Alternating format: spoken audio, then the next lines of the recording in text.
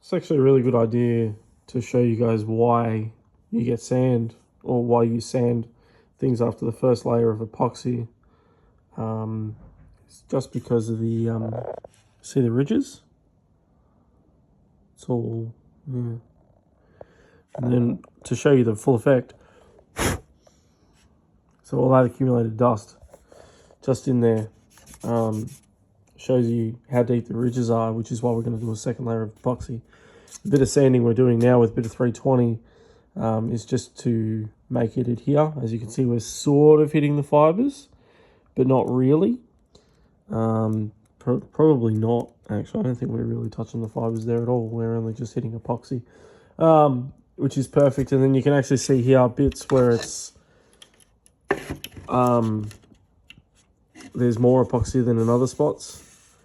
So while it looks like I've removed all of the fibers, that's just clean sand on the epoxy there. So with that sanded, that should be how the next layer comes out, nice and level like that. That will happen on the first layer, but yeah, the second layer will just be better finished. I've still got to grind all that down, and over here as well, you can see where it's over where the trim is. But that's fine. I'll probably do that tomorrow night when I can make a bit more noise. And this one was actually supposed to be done yesterday, but I didn't want to go too late. So you can see here, I did drill a hole in one of the switches, just so I mark it. And then what I'll do is, once I can do that, is I'll take the Dremel with the arbor and go ahead and do that. So yeah, it's all sort of coming along nicely, as you can see here though. You can't really see that. I was going to say there's a bit of a pool there, which might lean to it not being perfect, but truth be told, it's fine. You probably notice that there's not much carbon fiber here. There's actually none. Anywhere where it's like this, just there as well, I'll be sanding right back, probably like masking off this like around that edge, and right there, sanding it completely flat, because like areas like that are completely concealed. These corners here will get all nice and beveled, and then I'll actually mask the face off once I've got the last layer of epoxy on, once that's fully set, and sand this back to the plastic completely, so that's a nice flat edge. Same here as well, and actually paint that black. And then on the shifts around, I probably will just bevel that and just make it nice and round and good by hand, because obviously you got the shift boot there. And then with the next layer of epoxy, which I'll do once I'm done here, is I'm going to apply a thin piece of carbon. I think it's this one here that I did, yep. Thin piece of carbon just to go in there, so it's nice and rounded. I'll match it up. I mean, you will see the join, but once it's sanded, it won't matter. Once it's sanded and epoxied, you won't see it. Carbon actually does blend quite well. And then yeah, I still got a bit more to do here. I've got to trim out the cup holder. These switches are getting blanked because I never use them, and they're just wasted space. And then yeah, so that's the progress on the carbon fiber stuff. It is very labor intensive, I'm not gonna lie. I think it was Scott Larson who mentioned to me that you can buy a set including the mirror fascias that go in the door cards for like $850 US, and to be honest, that's about right. I honestly think that's about right, because it is just a very, very, very finicky job. It's not easy to do. Epoxy's a bitch to work with, and yeah, so anyway, progress updates probably to come this weekend. Right, now, as promised, to a couple of good friends of mine, No Cross Racing and Brendan Trickett, I thought I would make a video of me doing my carbon trim pieces. Now, after that little 4-minute proxy intro, this is a last minute thing. I didn't even think about recording this. I'll show you guys what I started with, essentially. Obviously, I don't have these parts uncovered because clearly they're in carbon fiber, but that's what we had to begin with. Not this particular one. This is actually out of a B4. Spare one I've got. But yeah, essentially, the project is what you see is what you get, really. So, we've taken carbon fiber, like the meme, carbon fiber, and wrapped interior pieces with it. Now, I do apologise, my workspace is a mess, because I'm not a tidy person. But, as you can see now, this is where we're at. This is just after the first layer of carbon fiber. I'll put a link to the guide that I've sort of watched in the description. Now I'm just hand sanding it and dremeling it in some spots, but not dremeling it right now because obviously it's late at night here in Australia and I don't want to wake anyone up because I do live in a residential area. So I thought I would make some some content of me just sort of going over what we're doing and why, for those of you that haven't worked with composites before. So, as I mentioned, this is the first layer, carbon down, epoxy on, epoxy set, like probably like full on set, it's completely rigid. This wasn't vacuum bagged, probably should have been, wasn't. So now what we're doing is we're just prepping the topmost layer with some 320. I could probably be wet sanding it, but I'm not. Just lots of things that I probably could be doing that I'm just not, because I'm not particularly stoked with the outcome of this one already, but it's alright. There is always time to learn.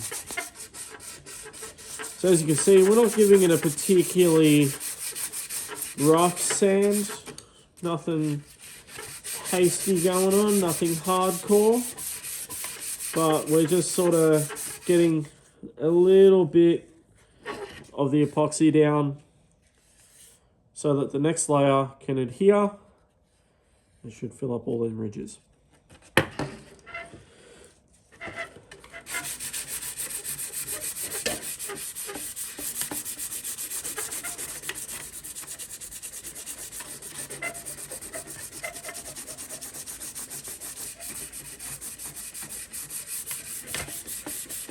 You can see it's working, by the way. It's filling up the gaps between the fibres with dust, just like that.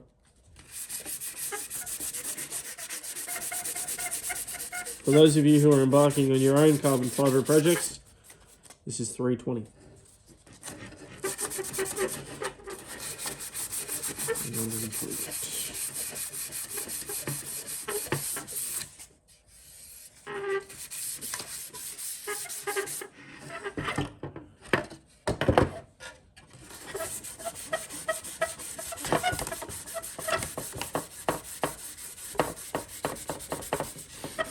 I will say, if you're carbon skinning some stuff, there's a lot of overbloated guides out there saying you need to do this and you need to do that.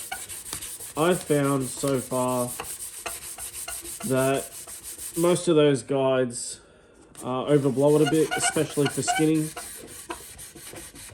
Really, you don't need to go too crazy with it. You're only putting carbon fibre and epoxy over the top. It's not like you're building a Formula 1 car.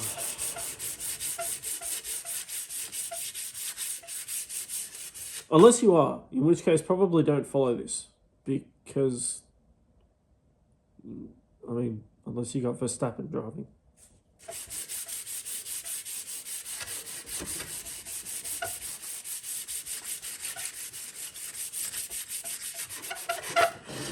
I'm sorry, Super Fast Matt. I couldn't fit any ham sandwiches in this particular part. Next time I'll try. Or at least a sticker of one.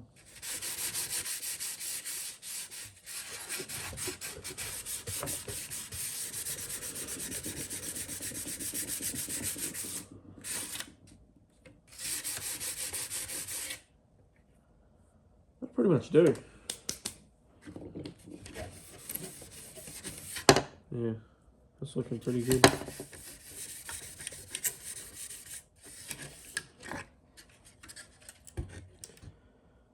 So, like I said, once I can make some noise, I'm going to go ahead, cut that out, put black paint here so you can't see through, and take those screws out because they're quite useful screws. So we're going to be blacking this out so you can't see it, taking these screws out, cutting this out over here. So sorry for putting it over there, I totally forgot that the camera's over here. Because this is where the super cool JDM cup holder goes, which I'll show you because I lost it, which means I'm going to have to carbon fiber it after everything else, which will probably get started on the next coat. Like I said, this is a DIY project. There's nothing professional about it, except me being a professional amateur.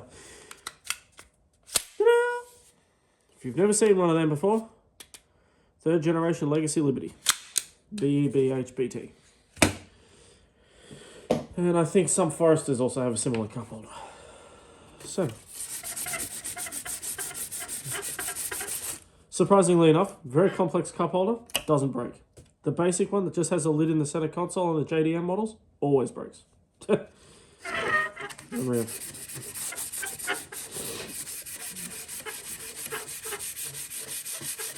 You don't need to sand it really aggressively or really madly. You just, let the sandpaper do the work. Don't hammer it.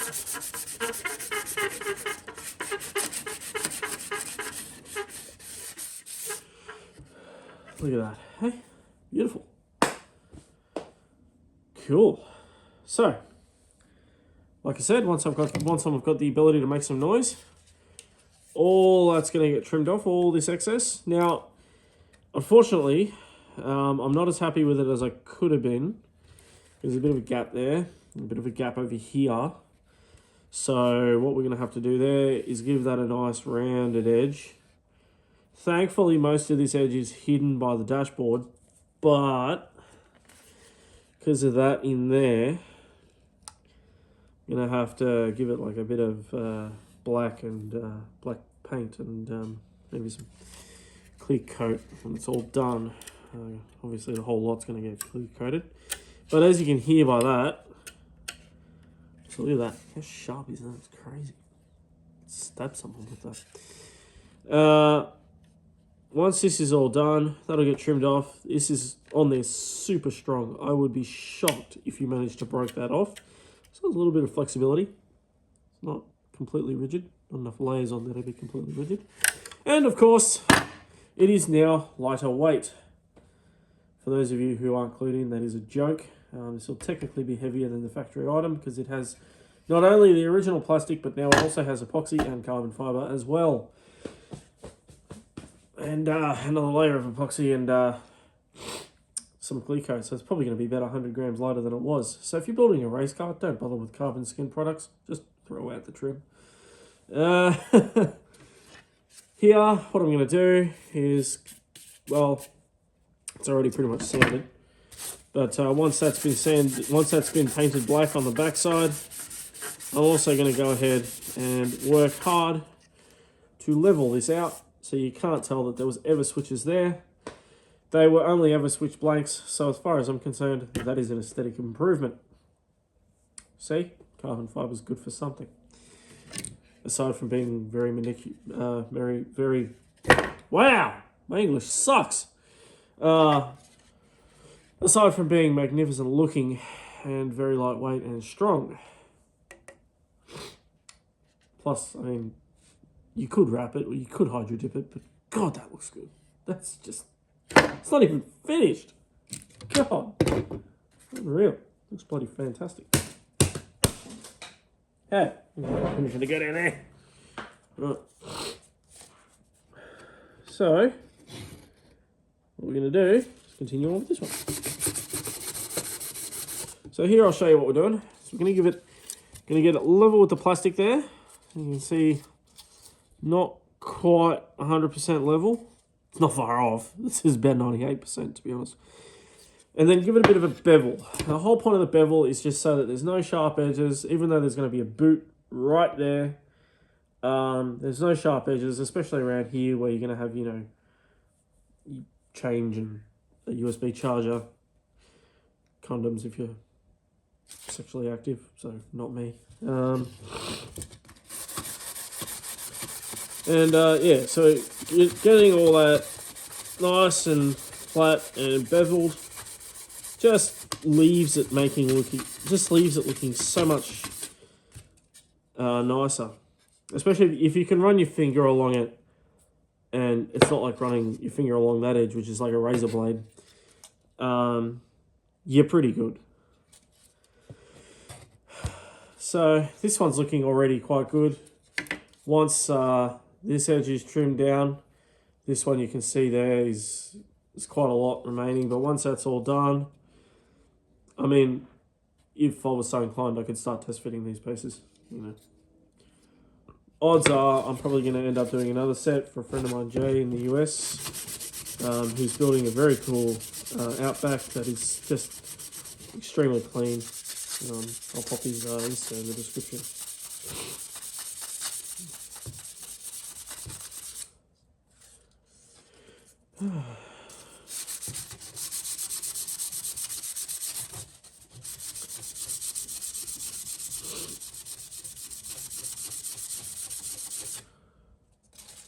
So you can see here, as we sand and as we keep going, that edge is gradually getting straight. It all comes down to really just how it's feeling.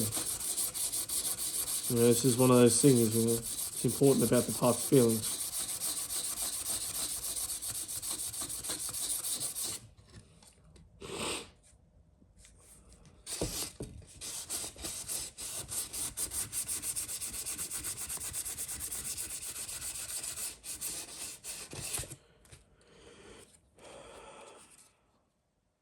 Yeah, it's looking pretty good. I'm happy with that.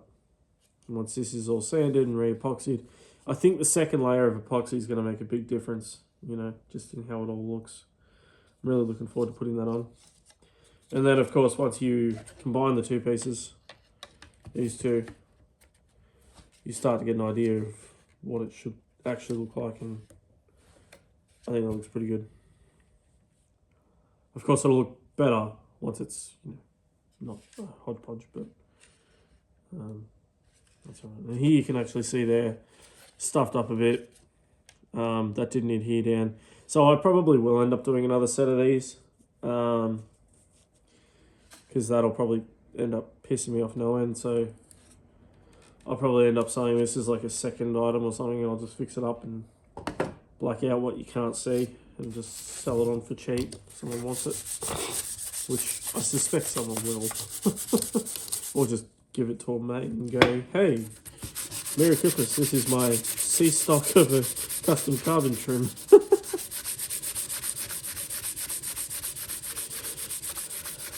Oh yeah, look at that. So you can actually see there, we got too much epoxy here, and the rest is about right.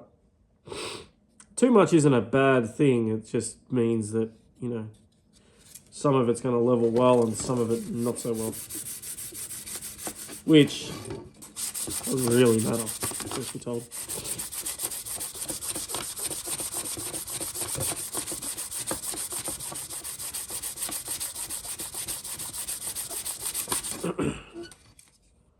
Same there, actually. Alright, that'll do for now, because I've been at work all day and I'm rather tired and need to rest for tomorrow, of course, but that's where we're at. If you enjoyed it and you want to watch another thing get carbon skinned, let me know. I have a couple of other parts I'm doing, one being a key for a friend of mine. So I can show you guys the whole process there. Follow the channel, of course, if you'd like. If not, it's all good. I don't pretend I'm a YouTuber or anything. So. And if you guys would like to message me in regards to how to do this, let me know and I can provide you with some very useful resources and what I found in my own experiments. So, yeah, hope you guys have a good night and enjoy what you saw, and get out there and keep on going, because I tell ya, it helps. Every little bit helps, especially if you're a DIY project car owner like me. Cool. Take care.